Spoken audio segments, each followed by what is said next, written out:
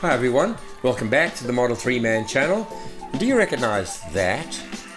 For those of you that own a Model 3, you'll recognize it as one of the interior lights. If you own a Model 3, you'll also know that the interior lighting is pretty soft, pretty dim, not very bright at all. So today what we're going to do is take some of these new upgrade lights and replace the ones in the car with this kit over here. See if we can't improve the overall interior lighting and make it a little brighter. Before we start, two quick announcements.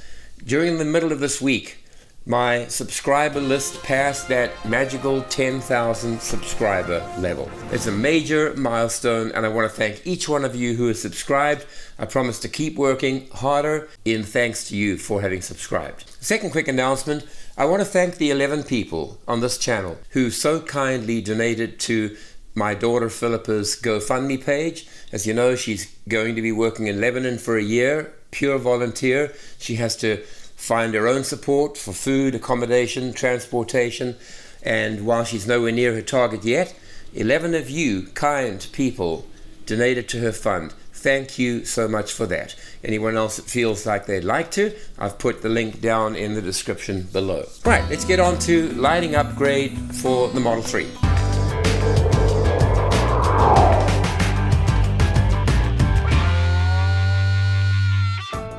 I did get sent a kit of 4, and in the interest of full disclosure, Bouge RV Tesla Ultra Bright Interior LED Lights is what it says. It's a kit of 4. I didn't need to change all the lights in the car. I certainly did want to change the trunk lights because you could hardly see things in the trunk at night. And I did want to change the lights in the footwells. So let's take a look at how we do that.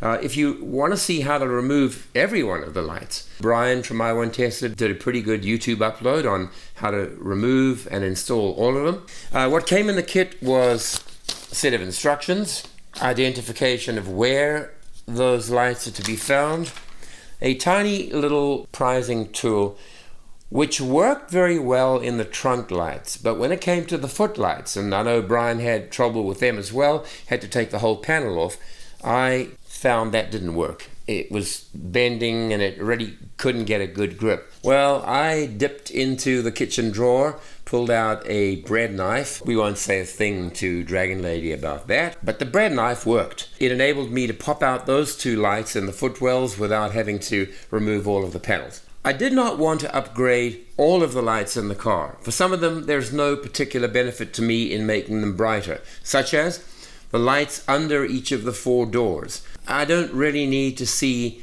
outside of the car when I get in or when I get out. There were 4 replacement lights in the kit. So if you wanted to do the whole car, you'd need to get 1 for the front, 1 for the glove compartment, 2 for the footwells, that's 4, another 1 for the underside of each door, that's 8, 2 in the trunk, that's 10. So pretty much 10 lights would be needed. Where I felt that I needed the lighting was in the trunk.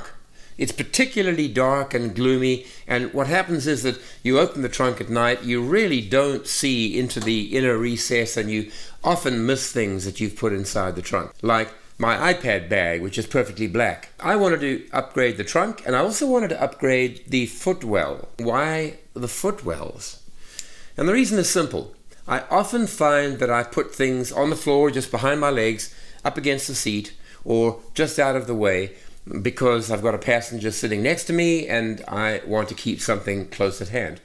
When I get out of the car, it's really hard to see because the lights in the footwell are pretty dim. So I wanted to upgrade those 2. Here we go with that upgrade, and I'd like to show you the kind of difference that they made, and then we can see whether it's been worth it. So the box is not very large, and it doesn't have to be because the lights are not very big. It comes with this bright orange prize tool that lets you prize out the existing lights. I'll just put that down there. So right now we're looking at the light inside the trunk, the left side. That's the original light in there, and this is the replacement light. Same size, same dimensions, but allegedly a lot brighter.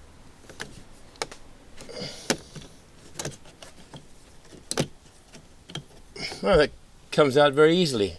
What we're going to do now is just unclip where the cable goes into there, and then we're going to replace it with this light. I'm going to put the camera down so I can get to that more easily. That was very simple. I just clicked that back into place. No difficulty at all. Let's just turn on the lights and see what a difference it makes. Perhaps a better way to do this is to show the left-hand side at a fixed exposure and then to move across to the right-hand side at the same fixed exposure, and it's really very much darker in that corner than it is in that corner. So there's the old light there. I just took it out. That's a quick look at how the trunk looks with the new lights. You can literally see anything there. It makes a big difference. So I'm happy with the two in the trunk. Let me go to the front and take a look at that. So there in the footwell is a single light on the passenger side. It's really not very bright at all. On the driver's side there's a similar light in the footwell. Let's just turn the camera so we can get to see it.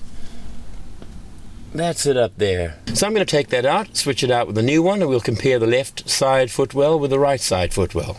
The little orange prizing tool turns out not to be firm enough. You can see at the end it's got pretty graunched. Kitchen knife worked beautifully. Just put it in, twisted it, and it popped it out. I'm going to unclip, replace, and then we can compare the brightness between the newly installed left footwell and the old one on the right hand side. With the exposure on the camera locked, I'm looking down at the footwell. This is the driver's side. I've installed the new light here. I'm going to move the camera across to the passenger side. At exactly the same exposure, we have the passenger side looking that bright, and we have the driver's side looking that bright. Now you can see that at least the driver's side and the passenger side are a match. And the light extends all the way down the mat. It's really much, much brighter. Yeah, so it extends right the way. Oh, you can see the leaves and the dirt. Should have vacuumed that first. Absolutely no doubt that these are much, much brighter. Whether that's for you, only you can decide. Quick summary. There's a very big difference between the installed lights and between this replacement kit. The brightness is amazing. It's really hard on camera to film that, because whenever you film a bright light, it overexposes. And if you darken the exposure so that the light does not overexpose, everything around it is black. But I can tell you that from first-hand experience, and I've now driven the car for 2 evenings since I've done the lights. It's a pleasure going into the trunk and seeing how bright and how easy it is to see everything.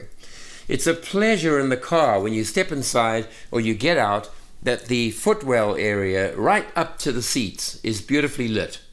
And if you've left anything down there, you sure will see it.